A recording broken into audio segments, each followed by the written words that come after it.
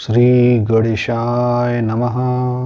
नमस्कार मित्र, ज्योतिष विषय के अंतर्गत हम लोगों ने पिछले वीडियो में सुदर्शन चक्र की बात की थी। आज मैं आपको एक अन्य अध्याय जो कि बृहत पराशर होरा शास्त्र का ही है, उससे कुछ बातें प्रेरणा स्वरूप ग्रहण करके आपको ज्योतिष विषय के कुछ विशेष बातों को बताऊंगा।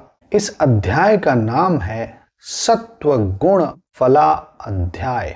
सत्व आदि गुण फला अध्याय। बृहत पराशर होरा शास्त्र का यह जो अध्याय है सत्व गुण आदि फला अध्याय, इसमें प्रकृति का एक बहुत बड़ा रहस्य छुपा हुआ है जो कि सामान्य ज्योतिषी जन ध्यान नहीं दे पाते हैं और उनके मस्तिष्क पटल पर यह अध्याय आता भी नहीं है। देखिए, मैं आपको बहुत ही स्पष्ट बता दूं, यदि आप एक बहुत अच्छे ज्योतिषी बनना चाहते हैं तो सत रज तम को समझिए, जड़ और चेतन को समझिए, मूर्त और अमूर्त को समझिए। तब आप सही माने में ज्योतिष के सही स्वरूप की दिशा में आगे बढ़ते चले जाएंगे। तो आज का जो यह वीडियो मैंने बनाने का प्रयास किया है, इसमें कुछ ऐसी बातें मैं बताऊंगा जिन पर कि हो सकता है कि कोई सर्च न करता हो। क्यों? क्योंकि लोग सर्च तो वह करते हैं जिसके बारे में कुछ सुने होते हैं। जिन बातों पर उन्होंने बहुत ज्यादा नहीं सुना या बहुत ज्यादा चर्चा नहीं हुई, तो उसको कोई खोजता भी नहीं है और वह मुख्य सूत्र शांति से कहीं पड़े रहते हैं। तो आज मैं ज्योतिष विषय के कुछ ऐसे रहस्यों का उद्घाटन आपके समक्ष करूंगा, उस समय रूपी परमात्मा के आशीर्वाद से, मां भगवती के आशीर्वाद से, जिससे कि आप सभी ज्योतिष के सही स्वरूप को समझें और आप सबको उस समय रूपी परमात्मा का दर्शन प्राप्त हो। तो देखिए, मैं आपको बताना चाहता हूं कि यह जो सूर्य है, इसकी किरणें 7 रंग की हैं, यह हम सभी जानते हैं। परंतु एक कल्पना करिए ऐसे समय की जिस समय यह सूर्य किसी एक कालखंड में मात्र अपनी लाल रंग की किरणों को बिखेरता हो, तो उस समय क्या होगा? समस्त प्रकृति में लाल रंग प्रकीर्ण हो जाएगा, लाल रंग बिखर जाएगा। उस समय यदि आप किसी घड़े को भी देखेंगे तो वह लाल रंग की लालिमा से युक्त प्रतीत होगा। अच्छा, थोड़ा सा और आगे बढ़ते हैं। अब इसी लाल रंग को शिफ्ट कर दीजिए पीले रंग में और विचार करिए कि यह सूर्य जो है अपनी शक्ति से पीले रंग के प्रकाश को समस्त जगत में फैला रहा है। यदि आप इस समय जब प्रकृति को देखेंगे तो आपको हर तरफ पीले रंग की रोशनी दिखेगी और उस समय जो भी वस्तु को आप देखेंगे, उदाहरण स्वरूप यदि किसी घड़े को भी देखेंगे तो उसमें भी पीले रंग का पीलापन, एक एहसास, एक आभास, उस पीले रंग की आभा प्रकट होगी। उस घड़े में पीले रंग के प्रकाश का समावेश हो जाएगा। थोड़ा और विचार करते हैं। ऐसा समय आया जिस समय कि सूर्य अपनी शक्ति से नीले रंग को बिखेर रहा हो, तो आप देखेंगे कि उस समय नीले रंग का प्रकाश सभी घड़ों में भरा हुआ दिखेगा, सभी वस्तुओं में भरा हुआ दिखेगा और सभी वस्तुएं नीले रंग की दिखेंगी। परंतु सामान्यतः ऐसा नहीं होता। सामान्यतः एक समय में सूर्य की सभी रंग, सूर्य की सभी किरणें अपना प्रभाव दिखा रही होती हैं, तो आप इसे मिश्रित समझ लीजिए। जिस प्रकार से मैंने इस उदाहरण में आपको बताया कि अलग अलग रंग के समय अलग अलग घड़ों में अलग अलग रंग प्रकट हुए, जो कि सूर्य के द्वारा प्रदान किए हुए थे। तो जरा विचार करिए कि यह जो सूर्य है, यह जिस राशि चक्र पर भ्रमण करता है, जिसे आप सामान्य भाषा में ज़ोडिएक कहते हैं और हम उसे भ चक्र कहते हैं। इस भ चक्र, भ का अर्थ क्या है? भ का अर्थ है राशि चक्र। यह भ शब्द, भ अक्षर से बहुत शब्द बन जाते हैं। भ से ही ज्ञान बनता है, भ से ही भाई बनता है, भ से ही भरण पोषण होता है। तो यह भारत भूमि भा में रथ है, अर्थात ज्ञान में रथ है। तो यह भारत भूमि जो कि ज्ञान में रथ है, तो हमेशा से हमारे यहां लोग चिंतन मनन और ज्ञान और दर्शन में रत रहे हैं। यह इसका संकेतक है। तो यह जो सूर्य है, जिस भचक्र पर अर्थात जिस राशि चक्र पर चलता है, मैं आपको बताना चाहता हूं कि इस राशि चक्र को ही हमने काल स्वरूप, काल पुरुष के रूप में समझ रखा है। हम इसे काल पुरुष कहते हैं, अर्थात पुरुष का वह रूप जो समय के स्वरूप में है। हमने क्या समझा? पुरुष का वह रूप जो समय के रूप में हमको आभासित हो रहा है। और यह जो पृथ्वी है, हम जिस पृथ्वी पर हैं, इस पृथ्वी पर हमको एक क्षितिज दिखता है। यह क्षितिज आभासी है, परंतु इस क्षितिज पर हम क्या देखते हैं कि यह जो पृथ्वी है और वह जो आकाश है, पृथ्वी और आकाश दोनों क्षितिज पर मिलते हुए प्रतीत होते हैं। और जब मिलते हुए प्रतीत होते हैं तो पहला क्षण पूर्व दिशा में दिखता है और पश्चिम दिशा में अंतिम क्षण दिखता है सूर्य के उदित होने का। तो हम पूर्वी क्षितिज को स्पर्श का पहला बिंदु समझते हैं और उस पूर्वी क्षितिज को बहुत महत्वपूर्ण समझ लेते हैं। क्यों समझ लेते हैं? क्योंकि यह पृथ्वी पश्चिम से पूर्व की ओर गति कर रही है।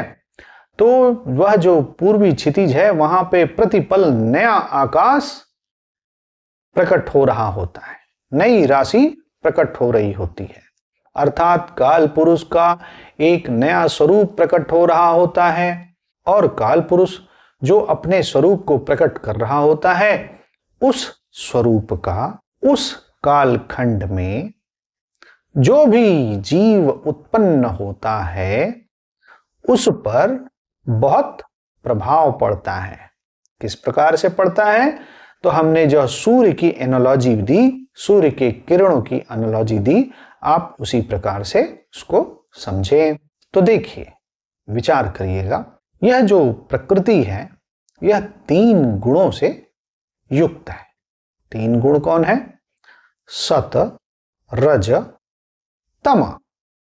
सत, रज, तम।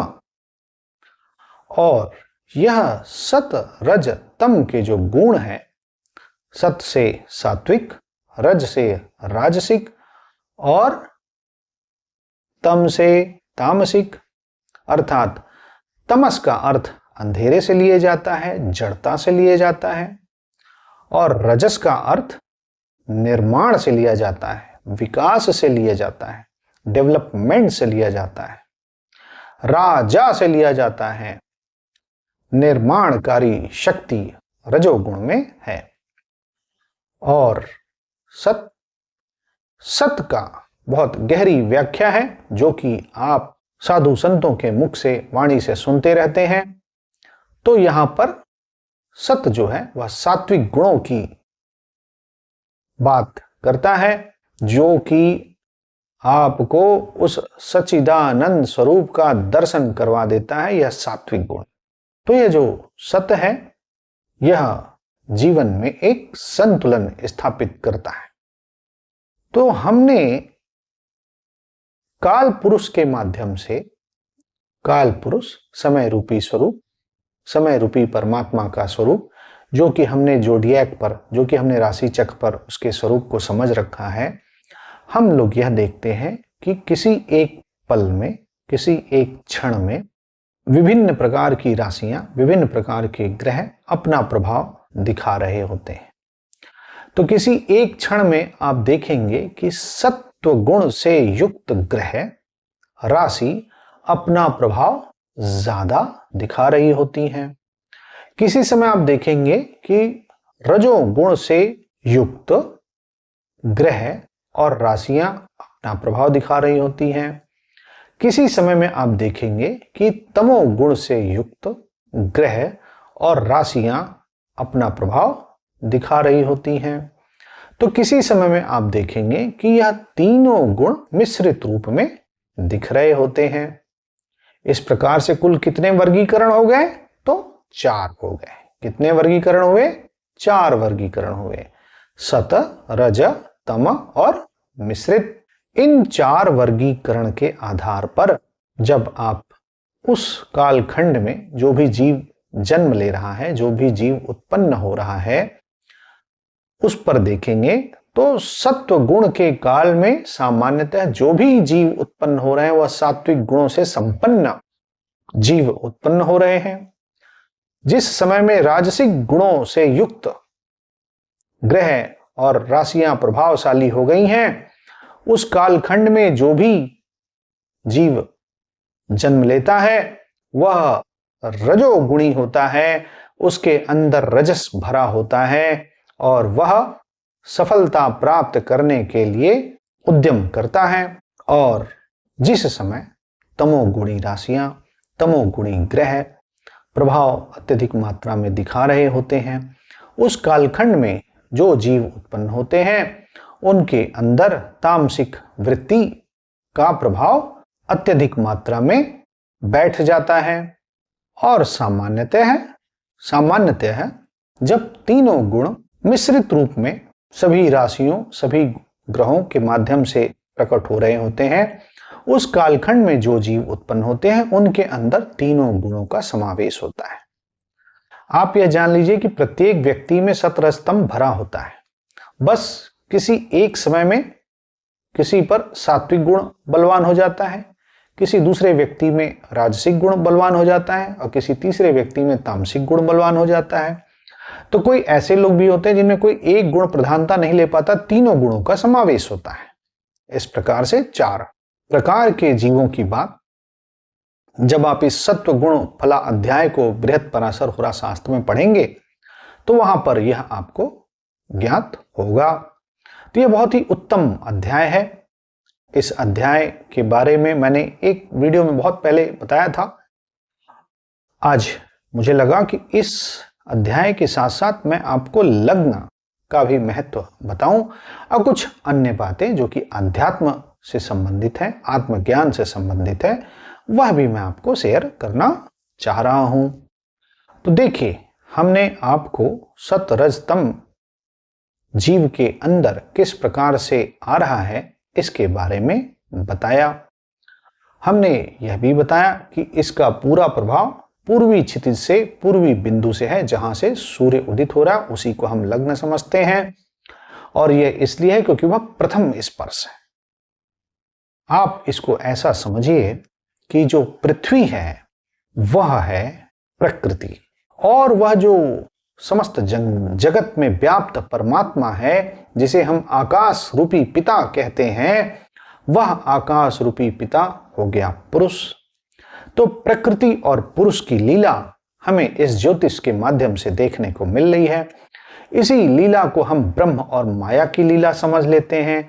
इसी लीला को हम मैटर एंड कॉन्शियसनेस की लीला भी समझते हैं। मैटर और कॉन्शियसनेस ये क्या चीज है? तो थोड़ा सा और अपनी अंतर्दृष्टि आपको मैं प्रदान कर रहा हूं। मैटर और कॉन्शियसनेस आप बिल्कुल इस तरीके से समझिए कि ये बड़े आश्चर्य की बात है कि सॉफ्टवेयर का जमाने में, कंप्यूटर के जमाने में, एआई के जमाने में भी लोग अभी तक इस शरीर में उपस्थित उस सॉफ्टवेयर, जिसको कि हमारे वैदिक काल के ऋषि मुनियों ने सूक्ष्म शरीर कहा। देखिए, सॉफ्टवेयर जो है वही सूक्ष्म शरीर है। सॉफ्टवेयर को आप टच कर सकते हैं? नहीं कर सकते। मगर क्या सॉफ्टवेयर होता नहीं है? होता है। सॉफ्टवेयर होता है मगर उसे आप छू नहीं सकते हैं। उसी प्रकार से आपके शरीर में सूक्ष्म शरीर है, मन बुद्धि अहंकार। मन बुद्धि अहंकार, यही सूक्ष्म शरीर है। इसको भी आप छू नहीं सकते हैं, इसको भी आप देख नहीं सकते, मगर इसको अनुभव कर सकते हैं। ठीक इसी प्रकार से जैसे कि एक पेन ड्राइव में आपके सॉफ्टवेयर रहता है और फिर जब उसे आप कंप्यूटर में इंस्टॉल कर देते हैं तो वह वर्क कर रहा होता है, वह फंक्शन कर रहा होता है, तो आप उसको अनुभव कर लेते हैं, उसके प्रभाव को अनुभव करते हैं। कुछ इसी प्रकार की प्रणाली जीवों के शरीर में। तो यह जो शरीर है वह हार्डवेयर है। यह जो शरीर है वह हार्डवेयर है।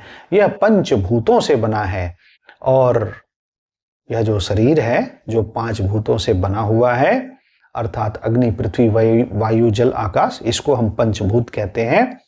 यह जो पंचभूत से पिंड का निर्माण होता है, इसके अंदर एक सूक्ष्म शरीर बैठा हुआ है। इस सूक्ष्म शरीर को आप सॉफ्टवेयर समझिए और यह जो पिंड है इसे आप हार्डवेयर समझिए। तो हार्डवेयर और सॉफ्टवेयर आपको समझ में आ गई बात। तो देखिए, होता यह है, आप एक दृष्टांत बताता हूं जो मेरे थॉट प्रोसेस की बात है।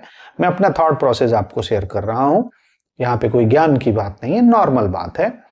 जैसे कि आप एक बीज लीजिए, बीज को यदि आप आग में भून दीजिए, तवे पर भून दीजिए, तो आप यह देखेंगे कि बीज के अंदर से पौधा निकलने की शक्ति समाप्त हो जाती है। तब उसके बाद फिर वह मिट्टी हो जाता है।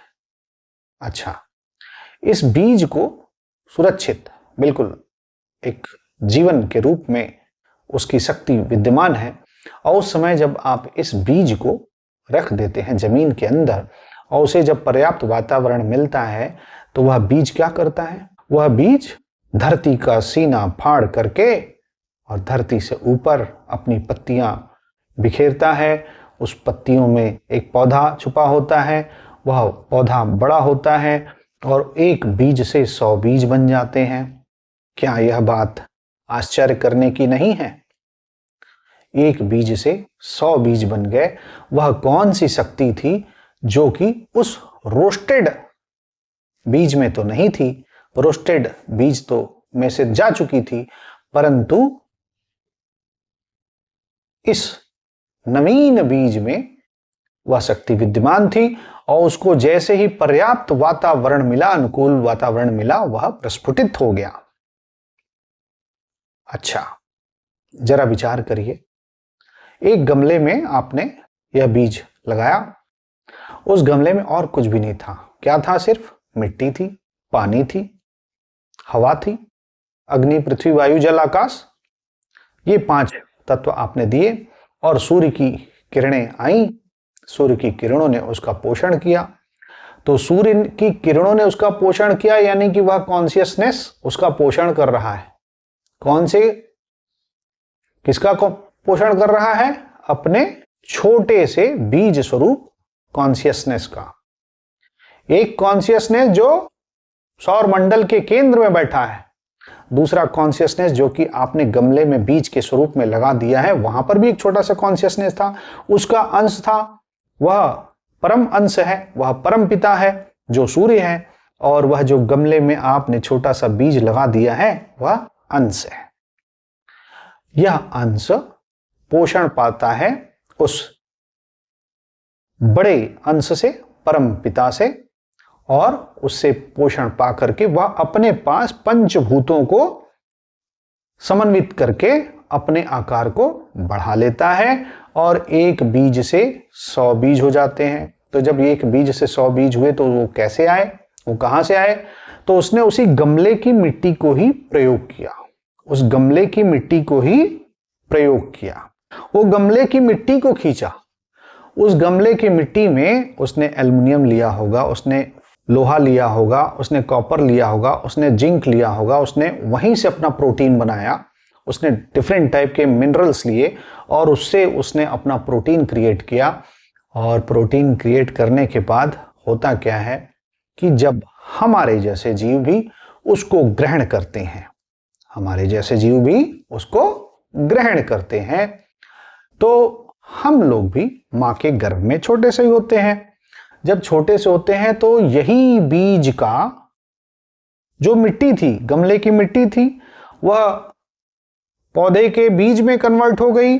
पौधे का बीज, वही मिट्टी पौधे का बीज बन करके फल रूप में, फल कहिए, फूल कहिए, सब्जी कहिए, दाना कहिए, अनाज कहिए, जो कह लीजिए, उसके स्वरूप में हमने ग्रहण कर लिया। और हम भी इतने छोटे से होते होते और हमारे अंदर भी वही चेतना भरी हुई है, जो चेतना समस्त जगत में व्याप्त है। तो उसी सूर्य की शक्ति इनडायरेक्ट वे में पौधे के माध्यम से हम तक आई और हमने उसी सूर्य की शक्ति से इन 5 भूतों का, अग्नि, पृथ्वी, वायु, जल, आकाश का समन्वय किया और हमने अपने शरीर का निर्माण कर लिया और हम अपने शरीर का विकास करते चले गए। तो क्यों करते चले गए? क्योंकि इस शरीर में भी उस परमपिता परमेश्वर का एक अंश विराजमान होता है और यह अंश जो विराजमान है वह उस परमपिता से ऊर्जा ग्रहण कर रहा होता है, शक्ति ग्रहण कर रहा होता है और उसकी शक्ति से ही चलायमान होता है। बिना उस परमपिता के शक्ति के यह भी अर्थहीन हो जाता है। तो आपको यह समझना है कि जड़ और चेतन का क्या भेद है। तो चेतन कॉन्शियसनेस है जो कि इस जड़ को चलायमान कर देता है और बिना इस चेतन के शरीर जड़ के रूप में पड़ा रहता है। जैसे कि कंप्यूटर में आप कोई सॉफ्टवेयर इंस्टॉल कर देते हैं तो वह कंप्यूटर फंक्शनेबल हो जाता है और यदि सॉफ्टवेयर न पड़े कोई भी तो कंप्यूटर तो डब्बा बना रहेगा।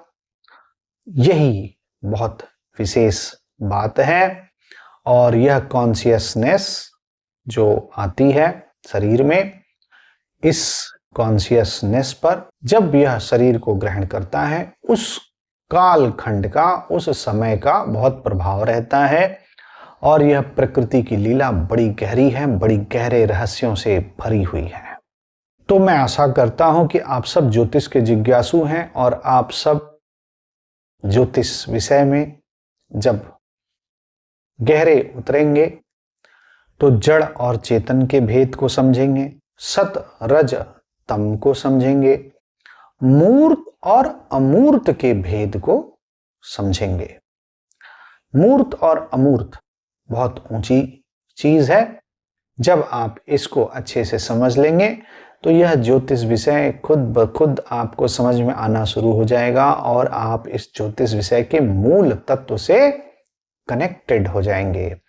जब आप इसके मूल विषय से कनेक्टेड हो जाएंगे तो फिर ज्योतिष आपको खुद ब खुद आना शुरू हो जाएगी। आपको समय रूपी परमात्मा का दर्शन हो जाएगा।